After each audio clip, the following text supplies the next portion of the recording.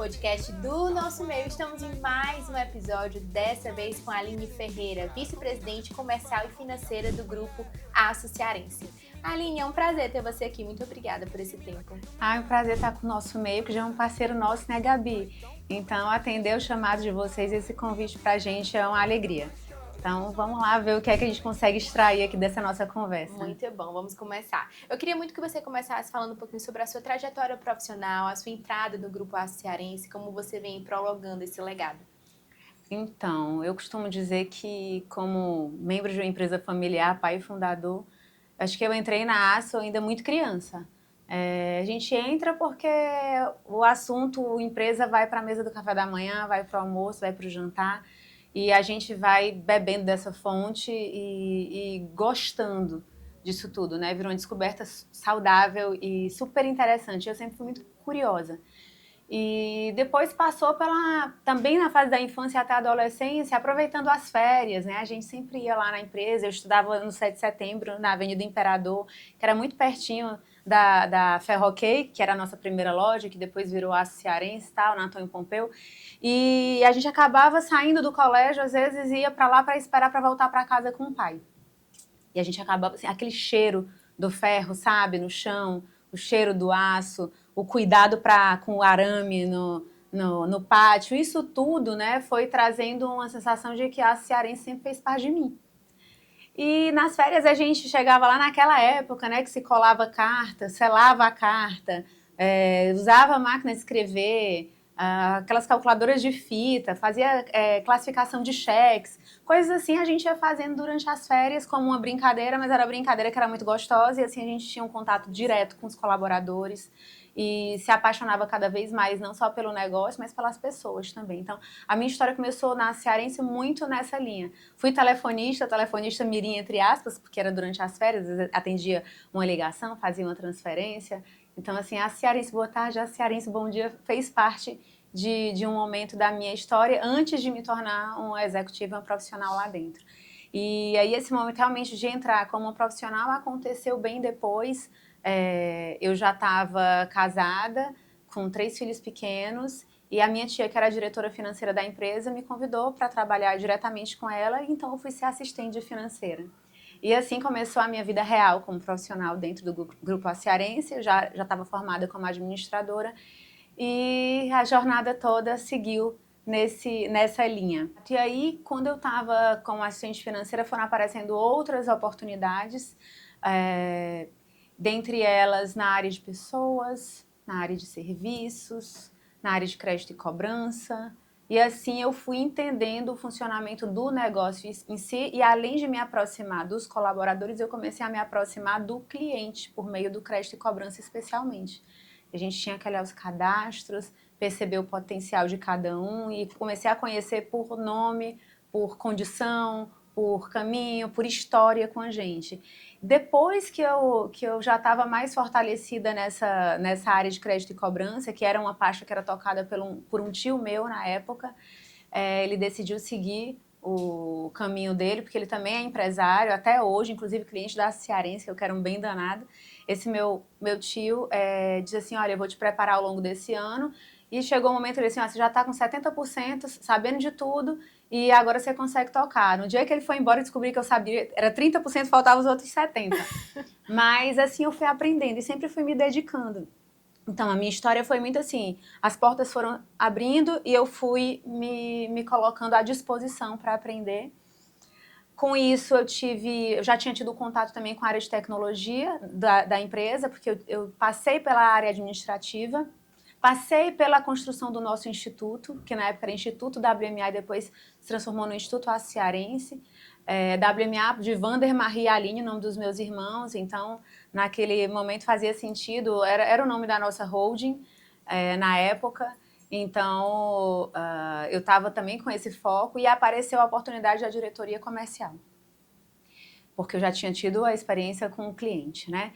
E assim eu fui desenvolvendo, eu passei por várias fases ali dentro, hora eu atuei no RH, depois eu saí, a pasta do RH saiu de mim, depois voltou mais na frente já na vice-presidência, e aí também veio a diretoria financeira, diretoria de controladoria, alguns momentos de estresse, momentos de crise, momentos de RJ que a gente já passou, então a minha história foi viver daquele negócio, beber da fonte, o entendimento dos processos, dos sistemas, das pessoas, das relações, do nosso propósito, da nossa cultura, tendo a oportunidade e o privilégio de ter o meu pai como fundador, não só dentro de casa, mas dentro do negócio e mexendo com aquilo tudo, sabe? Passamos por crises, eu assisti meu pai construir uma solução para sair da crise, então isso tudo foi me forjando. É como eu enxergo a minha história, o meu caminho dentro da ASO. E hoje eu digo estou porque é estar mesmo, né? A gente não é para sempre nada. Como vice-presidente comercial e financeira do grupo, também atuo com as frentes de marketing, com as frentes de RH, tecnologia, planejamento integrado, SNOP, SNOI, IBP e por aí vai. E aí eu tenho um grande parceiro, que é o Ian Corrêa, que é vice-presidente da área de operações, e ele fica com a área de sustentabilidade, jurídico, produção, logística, suprimentos, inovação. Então é assim que a gente trabalha e o meu pai, fundador, né, pessoa que primeiro me inspirou sob o ponto de vista de negócio, porque eu também tive uma inspiração muito forte na minha mãe, que foi a pessoa que me preparou para estar aqui. Eu acredito muito no papel da minha mãe em relação à minha história. Ela era quem dizia assim, vai menina, sabe? Assim, eu sentia que ela me colocava, né? ela me colocava para frente, ela me colocava para estar num lugar de ser forte, mesmo nas nossas atividades de infância. Aquela coisa assim de, vai tomar vacina, e ela dizia, vai logo tu, e eu era a primeira, e eu comecei a tomar gosto por ter coragem, tomar gosto por me desafiar, e ela me colocava para falar em público, ela me colocava para desfilar nas quermesses da igreja, ela me colocava em um monte de coisa que foi me dando a segurança de lidar com o público, lidar com as pessoas, com a empresa. Muito então, bom. Acho que eu acabei bebendo dessas duas fontes de uma maneira natural e gostei muito disso. E hoje eu tô aqui com vocês. Muito legal. E é tão bom ouvir um pouco da sua trajetória, né? Porque eu acho que apesar da memória que você tem, do sentimento que você tem em relação à marca, de ter aquilo na sua infância, você desenvolver isso profissionalmente é muito importante. Das pessoas lhe conhecerem dentro da empresa, de você passar pelos processos e criando amor pelo negócio a partir do seu ponto de vista. Então é a sua trajetória. Ninguém toma de você isso, né? E teve uma coisa muito interessante que também tem um outro tio meu, porque a empresa, embora meu pai seja o fundador, mas sempre teve a presença de alguns irmãos dele que construíram principalmente a largada até determinado ponto com ele, e muitos deles ainda têm relações comerciais com a gente, né? A relação fornecedor-cliente. E um dos meus tios, que inclusive esse já partiu, eu quero um bem danado a ele, porque ele abriu o meu olhar para uma coisa interessante. Certa vez ele perguntou, numa fase que a minha irmã tinha saído do negócio, ele disse assim, cadê a Marie, né? Por que ela saiu? Eu disse, não, tio, a minha irmã disse que ela está buscando um outro desafio para ela não estava se identificando com o trabalho que ela executava aqui na época, né? Que depois ela voltou.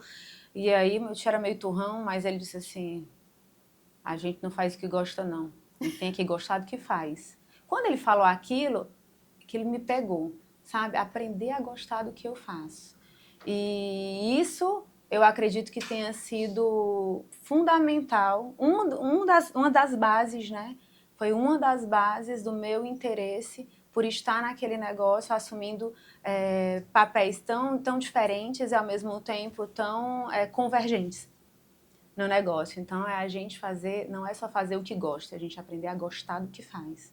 Quando você faz isso, quando você consegue acionar esse botãozinho dentro de você, gente, você passa a amar o teu dia do amanhecer ao anoitecer, sabe? Dentro do ambiente de trabalho. Isso é intencional, né? Encontrar significado em tudo. Acho que é vai uma muito bênção. disso. Tem uma gente bênção. que não encontrou até, sabe, tá já numa idade avançada e não encontrou o sentido da sua vida. Eu tenho encontrado o sentido da minha vida. As coisas na minha vida aconteceram assim tão cedo, né? Casei cedo, fui mãe cedo, entrei na empresa e poder fazer isso tudo de uma maneira tão rápida, eu acho assim que eu reconheço como um grande presente na minha vida.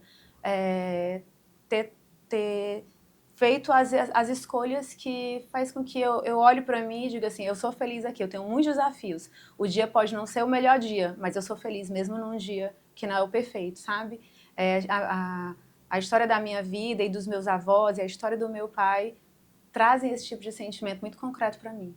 Muito bom. A gente tem um evento chamado NM Fundadores, vai acontecer na próxima semana, no dia 9 de abril, aqui em Fortaleza. A gente já está divulgando esse evento e fala sobre NM Fundadores, a origem de um legado. Então a gente tem muito cuidado em contar essas histórias e falar um pouquinho sobre as histórias por trás das marcas e por trás dessas pessoas, que eu acho que isso ensina muito, né? E você ter a oportunidade de ter um legado vivo dentro da empresa, eu acredito que seja muito bom, mas também é um desafio, estrategicamente falando, para pensar no futuro do negócio. Eu queria que você trouxesse esses dois lados e refletisse um pouquinho sobre isso, de como você vem tocando o negócio para que ele seja longevo.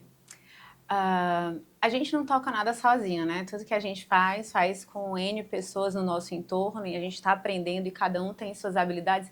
Hoje de manhã eu estava até conversando com meu pai, a gente falando sobre liderança. Porque a gente tem uma equipe muito forte, mas isso não significa que a gente não tem os nossos pontos de fragilidade, né? Todo mundo precisa melhorar em algo.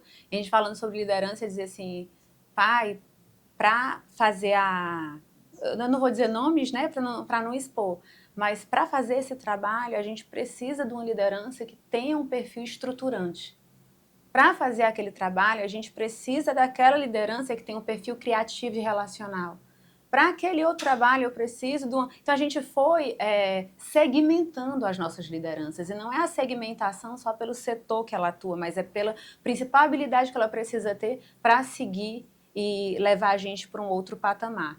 Então, não passa só por mim, é isso que eu estou querendo dizer. Levar para um outro patamar passa por olhar essas habilidades dos outros e toda a convergência que a gente tem dentro desse entorno. Porque ali é um grande sistema que tem que ter sinergia o dia inteiro e trazer a visão do Vilmar, que não necessariamente de acordo com a mudança do mundo, do comportamento do consumidor, precisa seguir no mesmo padrão que a gente fazia antes, mas a gente não perder de vista o potencial de quem trouxe a gente até aqui, a grande visão que foi colocada desde a nossa largada, mas a capacidade de adaptação que a gente precisa construir para ser perene, para perpetuar, né?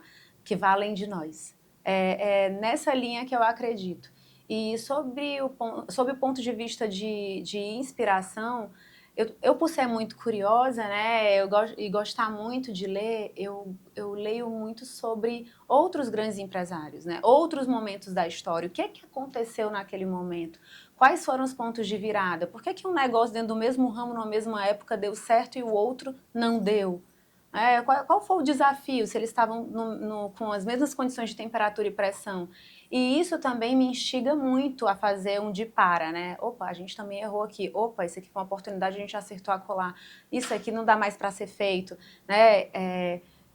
Acho que esse tipo de abertura para aprender com outras pessoas de outros negócios, seja por meio da literatura, seja por meio de alguns artigos, né, algumas palestras, isso tudo é muito produtivo. Acho que mexe muito com os nossos próprios insights. Muito bom, eu acho que vai muito do papel das pessoas tornar essa cultura transmissível, né? Porque tem que ser algo que as outras pessoas consigam traduzir aquilo e viver aquilo de fato.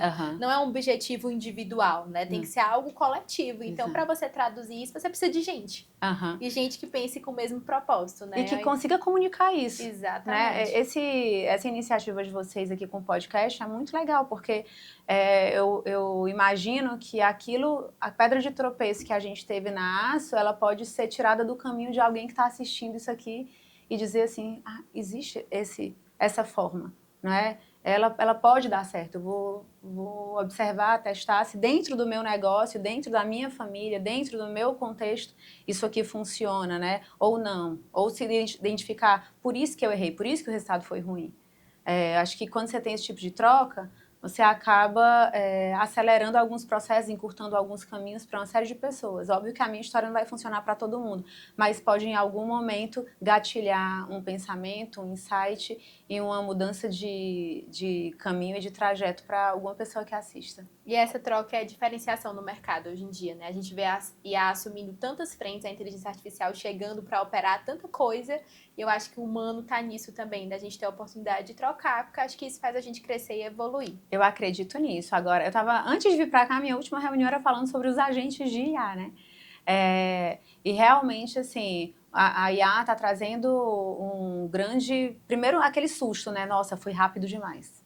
Nossa, é para ontem, já está acontecendo. E como é que a gente se coloca nesse lugar? Mas o humano ainda é super relevante, porque no final do dia são as pessoas. Até quem construiu a IA foram as pessoas, né? Então, quem consome são as pessoas, quem precisa dos produtos também são as pessoas. A gente não sabe onde isso vai parar, mas eu não enxergo como uma mudança, sabe, assim, o fim do mundo.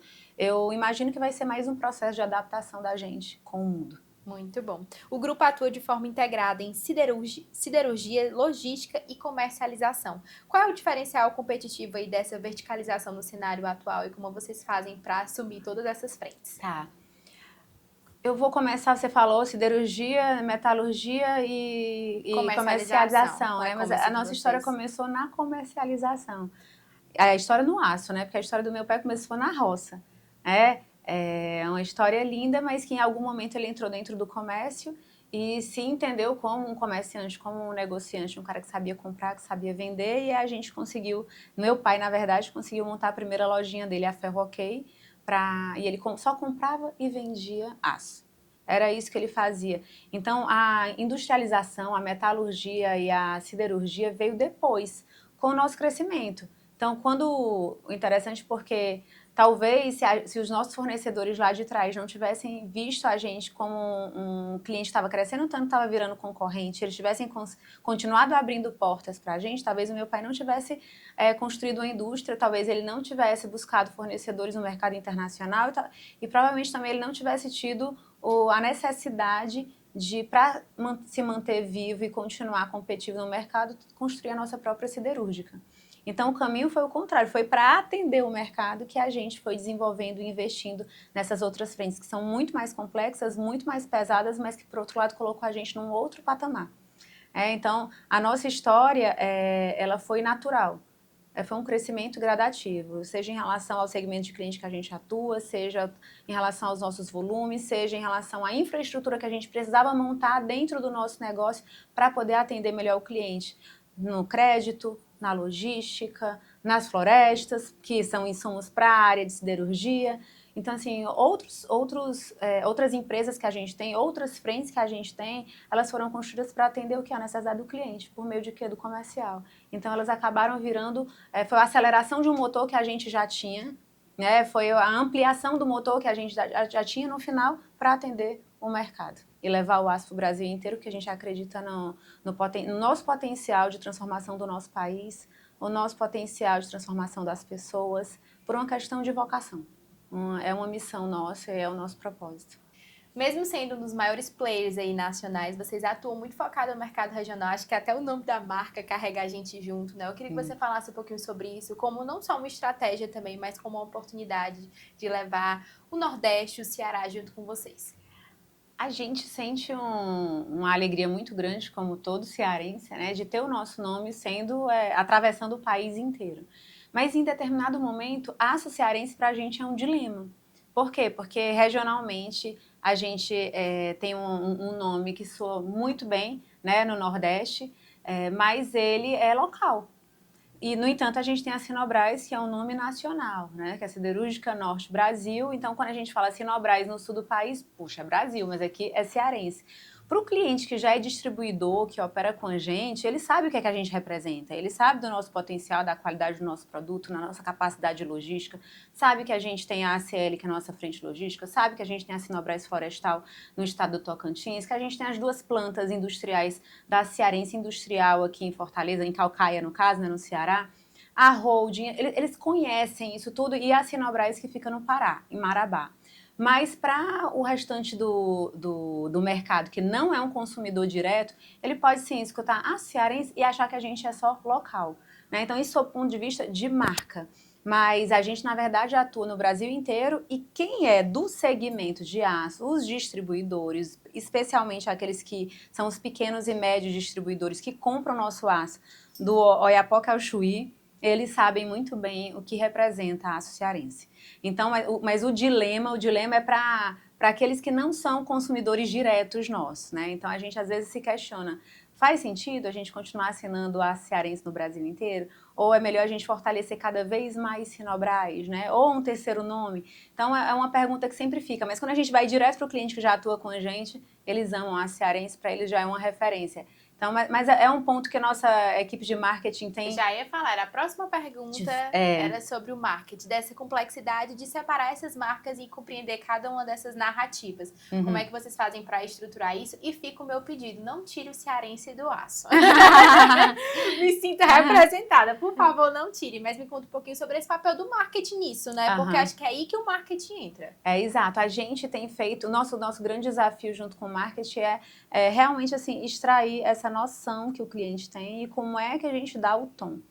Então, no momento atual, a gente vai para as feiras em São Paulo, a gente assina Grupo Cearense e Sinobras. A gente está testando qual é o real peso de cada uma dessas marcas, para a gente também não deixar ninguém órfão do cearense. A gente ama o cearense, foi a Aço Cearense, né, antes de ser grupo, foi o que trouxe a gente até aqui, tanto que lá atrás era a cearense comercial, a cearense industrial, tudo que a gente fazia, o primeiro nome era Aço Cearense. Né? E depois é que a gente começou a se questionar. E aí vem uma parte que o financeiro cobra da gente, né? O lado financeiro cobra. Nossa, vocês têm várias marcas, vocês têm muito investimento, porque vocês têm X redes sociais, vocês têm X impressões, porque tem que estar o tempo inteiro com a marca A, B e C. Então, vocês têm muitos movimentos que a gente podia otimizar se fossem todos concentrados numa única marca. Então, é nesse sentido, mas o marketing vem trabalhando com a gente vem fazendo alguns experimentos e mensurando onde é que a gente encontra o melhor resultado. E a vida real, né? A vida real é isso, a gente vai sentindo, vai avançando, vai se adaptando, né? Adequando, e é como a gente está nesse momento sobre as nossas marcas. Muito bom, mas o grupo já ultrapassou bilhões em faturamento anual e possui capacidade produtiva superior a 1 milhão de toneladas por ano. Sim. Quais são hoje os principais motores de crescimento? O que é que vocês acreditam? Inclusive, a gente vai soltar um conteúdo falando um pouquinho sobre como o setor industrial do Ceará tem crescido cada vez mais e tem se destacado. E eu dou esse crédito muito também a vocês, o grupo da Aço Cearense. Mas me conta um pouquinho sobre essa parte de expansão e os principais motores de crescimento atualmente. Tá. Há não muitos anos, né, assim, há uns 5 anos, nosso faturamento, a gente operava com um faturamento de 720 mil toneladas, 760 mil toneladas, a gente foi subindo esse número, mas para a gente ultrapassar 1 milhão de toneladas, a gente precisou fazer muitos investimentos, e passou pelo investimento de duplicação da Sinobras, a nossa operação de siderurgia no Pará. Então, hoje, com a ampliação da Sinobras, a gente passou de 1 milhão de toneladas para 1 milhão 470 mil toneladas. Esse foi um ramp-up que começou ano passado a gente fechou o ano com 1 milhão 270, a meta desse ano é 1,370 e a gente ainda fica com 100 mil toneladas de pulmão para crescer no próximo ano. A gente continua fazendo investimentos, vocês dizem, qual o principal motor? São vários os motores, né? Tem motor de serviço, quando a gente fala de dar crédito, tem motor de logística, quando a gente fala de ampliar nossa frota, a gente tem mais de 300 carretas operando no país inteiro, e tem espaço para investir mais ainda, principalmente com essa mudança agora da lei do frete, né, a lei que afeta diretamente a logística. Então, a gente tem investimento na área produtiva, ampliação da nossa capacidade produtiva, aumento do nosso mix de produtos que a gente oferece para os nossos clientes. A gente tem frentes um motor também, um motor de tecnologia. Hoje, tecnologia impacta diretamente em tudo, tanto a tecnologia quanto a inovação, porque tem inovação que é ligada a processo, tem inovação que é ligada à tecnologia e tem a tecnologia pura, a tecnologia em si. Tecnologia de ganho de produtividade, de aceleração de alguns processos que a gente antes precisava ser eram muito analógicos, né, muito manuais, muito humanos, e a gente consegue acelerar por meio da máquina, da IA, do machine learning. Então, assim, não existe um motor de crescimento. Acho que existe o principal propósito, que é entregar o aço no Brasil inteiro. E os motores são esses de infraestrutura. ora ela é a infraestrutura direta para atendimento do cliente, é o produto, né, tal, e ora é o serviço e todo o periférico que a gente tem dentro da ASSO, que trabalha a todo vapor para assegurar que o nosso comercial consiga operar na máxima performance. Então, assim, a gente demanda muito para o jurídico, a gente demanda muito para o RH, a gente demanda muito para todas as áreas que estão no entorno e que ajudam a sustentar essa estrutura de atendimento ao cliente. E um cuidado para crescer com qualidade, né? Porque tem que ser uma expansão com olhar para a cultura. Inclusive, o diretor de vocês de RH esteve no nosso evento, compartilhou um pouquinho sobre isso, né? Sobre quais são as estratégias que ele tem utilizado. E é muito legal ver isso, né? De ver as pessoas não só pensando nesse crescimento, mas crescendo profissionalmente e pessoalmente falando. Acho que isso é o que fica, né? Total. Isso aqui é o que fica e o que passa para frente, né? Ele fica e ele passa, né, para frente, para os próximos, para a empresa que ela pode ir além da gente, né? Tem empresas de 100 anos, a gente só tem 46, faz 47 esse ano, mas tem empresas de 100 anos, 150 anos, 200 anos, eu sei que não é comum, mas pode vir a ser cada vez mais comum para quem está atento à importância de ser perene, né, de perpetuar, de deixar esse legado continuar além de nós, né? A gente é finito, a empresa não precisa ser. Verdade. E aí, voltando para o marketing, o aço é commodity, então assim, eu acho que vai muito do marketing de contar essa história de uma forma diferenciada. E eu queria que você falasse um pouquinho sobre isso, de como vocês vêm fortalecendo esse setor e contando essa história e fazendo com que vocês contem essa história, né? Com muita autoridade no tema e trazendo produção de conteúdo mesmo. Me conta um pouquinho sobre esse setor. Na minha cabeça, essa pergunta ela tem muito a ver com a pergunta anterior.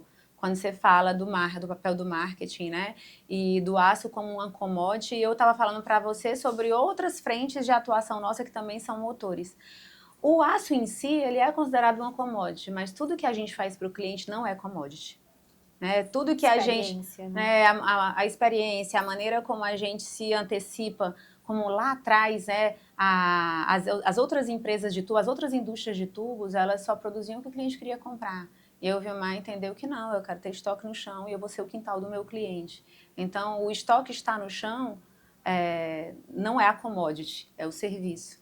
É o cliente que o Serasa dá para ele 30 mil de limite de crédito e a gente dá 300, 400 e constrói uma história com ele de 500, de 1 milhão, isso não é commodity, isso é o serviço.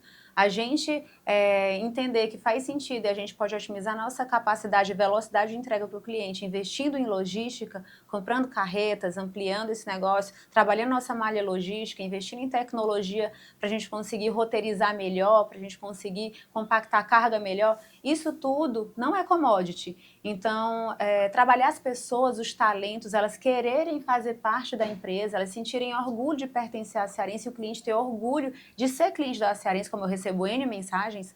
Tem cliente que faz questão de visitar a gente e às vezes consegue falar com meu pai, às vezes consegue falar comigo e diz assim, eu só sou quem eu sou hoje por causa de vocês, porque vocês deram para mim uma condição de crescimento que o restante do mercado não dava. Então, isso não é commodity, né? Isso assim, é um complemento, né? Acho que faz parte da missão do propósito, é o algo a mais que a gente pode dar e a gente resolveu ser intencional nisso. Né? Não é por acaso. Lá atrás, acho que quando você está aprendendo a fazer algo, pode acontecer de você sem querer acertar.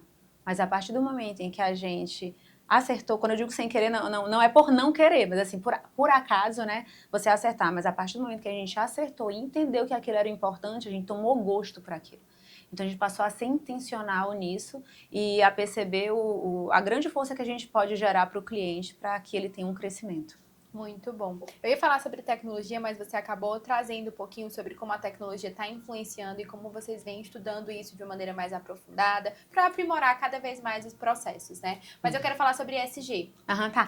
Mas eu gosto de falar de tecnologia, porque meu time de tecnologia é tão fera, tão fera. Pois fale do seu time de tecnologia, esse é o momento. A gente até chegou a pensar recentemente, será que faz sentido a nossa área de tecnologia ser mais um negócio da Cearense e não só estar incorporada à nossa estrutura atual? Porque a gente tem uma equipe muito boa e a gente está agora dando um próximo passo ampliando, na verdade, porque ele já começou há algum tempo, mas a gente ampliando, porque a gente faz muitos testes piloto e vai sentindo se isso está dando liga, né, está dando certo, e a gente consegue materializar um resultado real e a gente percebe isso dentro da área de tecnologia. Agora, nos últimos 2 anos, a gente estava super focado num projeto bem complexo, delicado, sabe aquela coisa assim que eu tenho, o Edu Lira, ele diz, né, que quando você pega numa granada, quando você pega numa bomba, você tem que pegar com muito cuidado, com muita delicadeza, e tecnologia é isso hoje, né, ela faz parte de todos os principais processos do negócio, e a gente conseguiu pegar nessa bomba com muita delicadeza para desarmar a bomba. E a bomba, no caso, é a mudança tecnológica. A gente tinha um ERP, que era um ERP antigo, que ele estava ficando defasado, que a própria SAP dizia que tinha até 2027 para mudar ele, porque não iam mais conseguir fazer as atualizações, porque a tecnologia mudou completamente. E a gente decidiu, então, fazer a virada de chave e o Go Live para o S/4HANA, que é o novo SAP. É um SAP mais flexível, é um SAP que tem integrações diferentes. E dentro desse processo, a gente reconstruiu, inclusive, alguns sistemas nossos, alguns processos, encurtar alguns caminhos também. E a nossa equipe fez isso com uma maestria gigante. E todas as vezes que eu tenho a oportunidade de falar em público e reconhecer o trabalho incrível que eles fizeram, eu faço, porque nessas viradas de chave, grandes empresas, elas param de faturar, elas têm problemas que viram caos, elas perdem faturamento com isso. E a gente conseguiu fazer, assim, um pouso, a gente decolou com medo, né? Teve algumas turbulências, mas as turbulências não foram tão gigantes como se imaginou que seriam durante o desenho do processo e toda a implementação. E a gente fez um pouso super leve, suave, seguro, e eu não tenho como não aqui reconhecer o trabalho de todos que estavam com a gente, né? As implementadoras que estavam com a gente, a UI, a Solveplan, a Cíntia, nossa diretora de tecnologia, que tocou esse projeto diretamente, Faraco, gerente técnico que estava com ela, e todos os nossos key users, power users, porque realmente o que a gente fez foi algo incrível. É muito difícil, é muito raro você conseguir encontrar um time que consegue pegar uma operação tão complexa de uma maneira integrada e fazer ela acontecer. A gente derrubou o nosso sistema antigo de uma vez e a gente acendeu ele, fez ele renascer, o novo, todo ao mesmo tempo, de forma simultânea, e ele aconteceu, as nossas conexões neurais não foram perdidas e a gente continuou operando como se nada tivesse acontecido. Você praticamente tira o cérebro da cabeça e coloca outro cérebro no lugar e tudo acontece. Sem perder visão, sem perder tato, sem perder voz, sabe? Então, assim, se eu fosse fazer analogia à medicina, eu digo que é isso. A gente fez uma grande neurocirurgia, um transplante de cérebro e deu certo. Um case que vale a pena ser compartilhado. Vale a pena Quem reconhecer. sabe a gente no Futuramente conta um pouquinho sobre isso no nosso meio, né? Porque eu acho que vale refletir sobre o processo e entender quais foram os pontos de acerto e como replicar isso em outras empresas, para que outras marcas consigam, de fato, fazer essa mesma cirurgia, né? E a gente diz muito na ASO, o Breno teve contigo, no nosso desenvolvimento cultural, que a gente aprende com os erros e os acertos.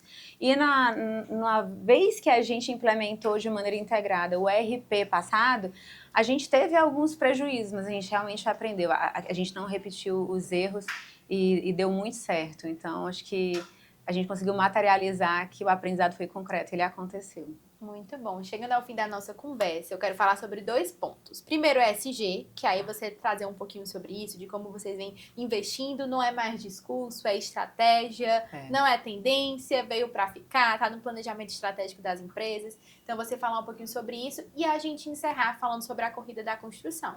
Não esquece, hein? Corrida da Construção, dia 26 de abril, não é isso? Então, comece falando sobre ESG e depois a gente encerra chamando o pessoal para a corrida. Tá, ok. Então, vamos lá falar sobre ESG. Quando a gente começou, quando começou a ser instigado a olhar para o ESG, a primeira coisa que fez, né? Vamos lá, quem é que sabe fazer algo sobre isso? Né? O nosso jurídico, que é super proativo, né? Ele foi atrás de olhar quem tinha de melhor para apoiar a gente nesse processo de descoberta do que a gente faz. E a gente montou uma matriz de materialidade, a gente descobriu que a gente já fazia muito. E eu me sinto muito feliz de dizer que a gente já fazia muito, porque, assim, poxa, meu pai, como eu falei, ele estudou até a 6ª série, ele veio da roça, mas, e ele foi construindo a empresa, era uma empresinha pequena, era só uma lojinha. Mas não é porque ele era só uma lojinha que a gente não instigou as nossas equipes a dar o melhor que ela podia, trazendo as competências que elas já tinham dentro do mercado. Então, a gente foi descobrindo que muito a gente já faz. Por uma questão de intenção de fazer o melhor que pode. Então, à medida que a gente descobria que a gente montou uma operação e a gente tinha uma necessidade de cuidar dos efluentes, a gente cuidava. A partir do momento em que a gente tinha uma operação florestal, que a gente tinha que ter um cuidado diferenciado com o meio ambiente, com a biodiversidade e tal, a gente fazia. Não porque tinha obrigação, mas a gente fazia, porque a gente acreditava que aquilo era necessário. Então, quando o ISD veio e começou a trazer alguns questionamentos, a gente foi percebendo que a maior parte do que a gente podia fazer já estava sendo feito. Na área social, por meio do Instituto. Então, assim, a gente já apoiou mais de 1 milhão de pessoas dentro do Instituto, só no passado foram 350 mil. A gente tem mais a gente tem crescido mais dentro do Instituto do que nas nossas metas da empresa. Né? Então, o Instituto, a gente tem sido mais, como é que eu posso dizer, ousado em alavancar os nossos resultados do social do que até mesmo dos produtivos, né, da empresa. Então, mas tem um caminho gigante para ser percorrido na frente de governança, mas a gente tem uma equipe comprometida, a gente tem investido em sistemas, a gente tem investido em eventos internos para trazer essa mentalidade, essa preocupação do ISD para as pessoas do nosso grupo. Então, assim, é muito raro você olhar uma empresa que para no meio da tarde e coloca 250 pessoas, 250 lideranças num ambiente de comunicação e compartilhamento de frentes que estão ligadas à cultura, ao meio ambiente, investindo em frentes sociais, no Conexão ODS, com a Tice da Somos Um, que eu não sei se ela já passou por aqui, mas se ela não passou, ela tem total perfil de estar aqui falando sobre isso. Então, assim, a gente faz esse trabalho porque a gente acredita. Trabalho com grupos de indígenas, trabalhos em regiões que não têm acesso a nada, inclusive São Bento do Tocantins, que é onde ficam as nossas florestas, são mais de 48 mil hectares de florestas. É o maior reflorestador do estado do Tocantins, é o maior gerador de emprego daquela região. Então, assim, são coisas que, de uma forma muito natural, já fazia parte do nosso vivência, movimento, né?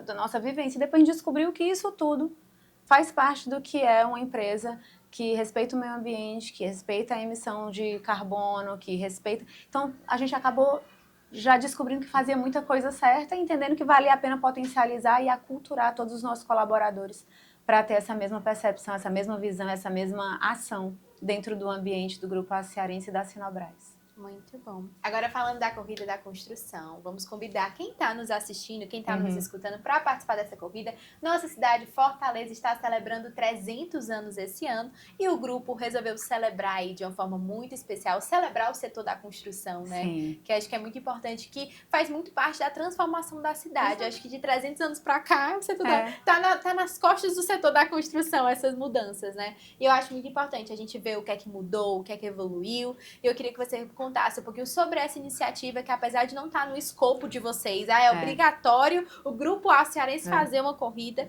mas vocês estão fazendo porque, como você disse, né, existem iniciativas que são naturais e que fazem parte. Então, me conta um pouquinho sobre esse movimento. E tem a ver também com a pegada do marketing, né? Que o marketing traz, ele olha o que o cliente quer, né? O que encanta as pessoas. E a gente poder fazer aquilo que a gente sabe que gera um prazer, que gera um ambiente de encontro, um ambiente de engajamento, um ambiente onde as famílias se reúnem, os parceiros, fornecedor, cliente, criança, todo mundo se encontra para poder viver um momento. E por que não nos 300 anos de Fortaleza? Que, para ter chegado até aqui e ser cada vez uma cidade mais linda, ela passou por grandes investimentos em construção. E a nossa corrida vai passar por alguns pontos icônicos da cidade de Fortaleza, né? Aqui em Fortaleza vai ser a primeira corrida, realmente é uma celebração dos 300 anos de Fortaleza, mas no Pará, em Marabá, a gente já faz a Corrida do Aço. E aí, todo ano a gente tem a Corrida do Aço, já é um evento lá que a cidade inteira espera por aquilo. A gente começou e virou Corrida do Aço, porque quando a gente rodou a Sinobras pela primeira vez, a gente chama de Corrida do Aço, quando sai o aço realmente produzido de dentro da nossa planta produtiva. E o nome disso é a Corrida do Aço, né? E aí a gente só fazia todo sentido. Já estava pronto, nosso diretor industrial, um cara que ama correr, que corre maratona, vai para Tóquio, vai para onde você imaginar, ele tá correndo, então fazia muito sentido o Ian Correa também, que é um corredor, Ian Correa, né?